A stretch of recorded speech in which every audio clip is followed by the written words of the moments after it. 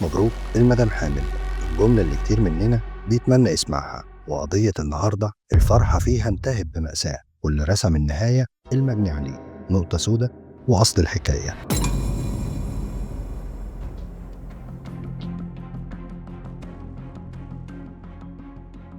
قضية النهاردة من محافظة الجيزة وما بين منطقة الوراق ومنطقة فيصل، وتحديدا كعبيش تبدأ قصتنا. وبطل قصة النهاردة هو عبد الرحمن الشهير بعبده الصعيدي. وخليك فاكر إن بسرد عليك الأحداث بأدق تفاصيلها عشان أعيشك كل لحظة فيها، وإن الغرض مش الإطالة.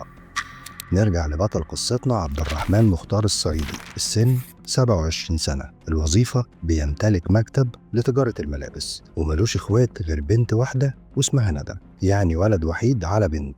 والعادي انه يكون متدلع ومش قد المسؤولية، ولأن أهله ناس محترمين فهو طلع العكس تماما، وكان راجل بمعنى الكلمة. ومن صغره اعتمد على نفسه واشتغل لحد ما قدر يعمل لنفسه اسم في مجال تجارة الملابس. كان بيمتلك مكتب لتجارة وتوزيع الملابس في منطقة وسط البلد. وفي سنة 2019 والد ووالدة عبده بيقرروا إن هم يجوزوه ويفرحوا بيه، عشان أكيد نفسهم يفرحوا بحفيد يخلد اسم عيلتهم ويكون امتداد ليهم، وخصوصا إن الحفيد ده هيكون من ابنهم الوحيد، لكن ما يكونش ليهم نصيب إن ربنا يرزقهم بالمولود اللي نفسهم فيه، بالرغم إن عبده وزوجته مفيش عندهم أي حاجة تمنع الإنجاب. وسنة ورا سنة تعدي لحد ما في يوم وبالتقريب في أواخر سنة 2023 زوجة عبد الرحمن بتتعب وبيروح للدكتور عشان يقول لعبده الجملة الأشهر: مبروك المدام حامل. الجملة اللي قعد 5 سنين بيتمنى إنه يسمعها. إحساس عبده في الوقت ده أكيد محدش هيحس بيه غير اللي مر بنفس التجربة. ومش بس عبده، أهله كمان أكيد سعادتهم ما تتوصفش. ويبدأ عبده يعيش حلم جديد، يا ترى ولد